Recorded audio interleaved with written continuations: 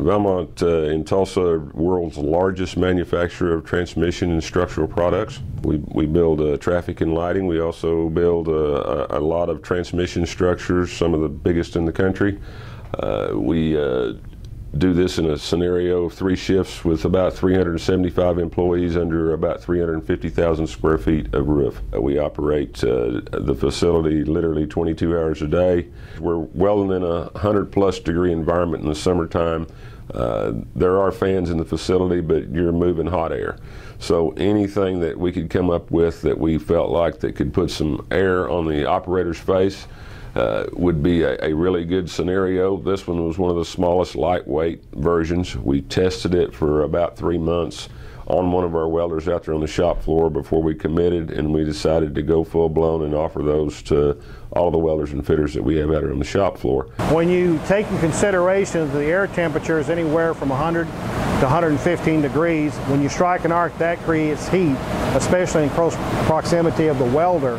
Any way that we can develop products to relieve that stress from the welder, that's something that the welding industry desperately needs. It don't cause me as much problem noticeable as when I wore the other style hood. I mean, you're not sucking down hot air. Granted, it's not blowing air-conditioned air, but it is moving air, and any air movement helps. They flip the hood down, they flip that blower on, it forces that air down over the front of their face. It keeps some of the sweat down. It cools their face to some extent. That one thing that they do see right off the bat with this is that winter and summer both, this piece of equipment keeps the glasses from fogging up. They are required to wear safety glasses all the time. It does make a big difference as far as the fogging of the glasses and the lenses covering up with steam more or less to where you can't see. If previous the job took 2 hours, you could probably cut it down to an hour and 40 minutes. You know, you're having to stop and wipe your face off and clean your glasses and clean your hood, your inside lens, and you don't have that problem now. I mean, it goes away. I don't have to have my hood up, you know, like I said about the, you know, we're close proximity. So, you know, we get grinding sparks from front of us and behind us.